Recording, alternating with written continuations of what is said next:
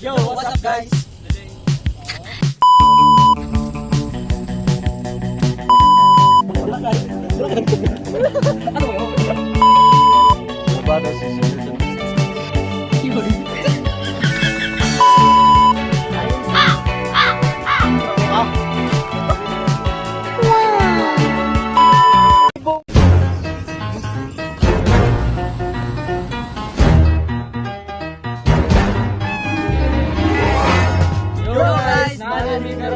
Mandaluyong Bridge, Iligan City.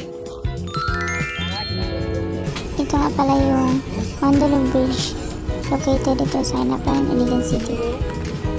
Karon sa Mandaluyong Bridge kay ato ang himahibal-an unsa ang panahon karon kay paminaw nako karon adlaw kay murag pags-pags. Hello guys, nandito po kami sa Mandaluyong Bridge, Iligan City. Tatalakayin natin kung paano nangyari to o ano ang trahedya sa tulay na to.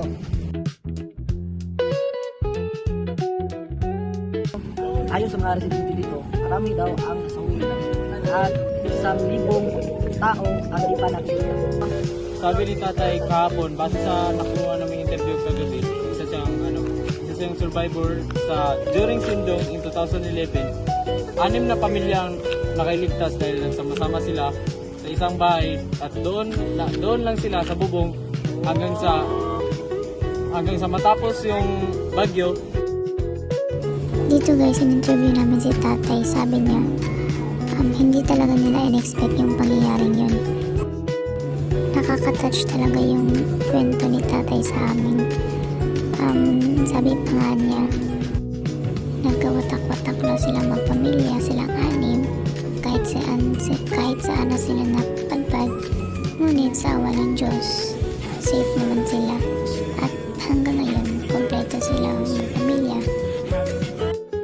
Ang saklap lang isipin na maraming namatay dahil sa bagyong Sindong at maraming nawalan ng pamilya, nawalan ng tahanan. Pero ngayon, nakabangon naman sila. Pero hindi pa rin mawala sa kanilang isipan yung pangyayaring iyon. Yan, kumpanya niyo. Ano ito na? Kaya po, hinihinim dati kasi lagi po kanilalong ka na. Una, isingin na ito. Ito yung lumang tulay na gumuho sa malakas na pwersa ng bagyo o malakas na bagyo. So ito nangyari sa photo. Ayon sa haka-haka dito ng mga residente, nakita daw nila na bumaba si San Miguel sa taas at pinutol niya ang tulay.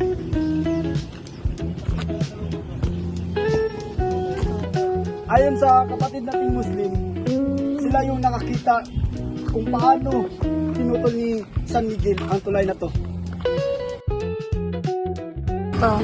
Dahil doon, kaya't kumalat yung kwento na si San Miguel daw ang pumutol ng tulay o lumang tulay nito para hindi mas marami ang namamatay.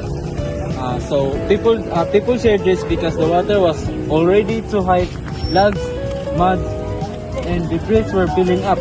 So if the bridge didn't break, o kung ang tulay, kung hindi gumuho yung tulay o naputol, mas malala pa sana ang tama ng baha sa isang barangay. O siguro mas malala pa sa nangyari kung hindi man ito pumutol. So siguro mas maraming namamatay, mas sobra pa kung ilang namatay ngayon or missing, mas sobra pa siguro kung hindi daw ito gumuho o hindi daw pinutol ni San Miguel, sabi ng karamihan. So kaya para sa iba, hindi aksidente ang nangyari, kundi it was a sign of protection. This is the story of Mandaluyong Bridge in Iligan City. Thank you for watching.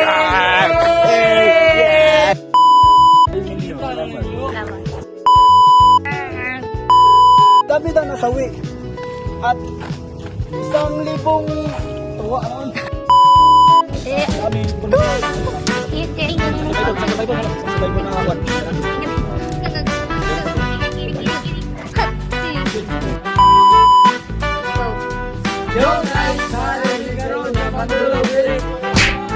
Oh my God.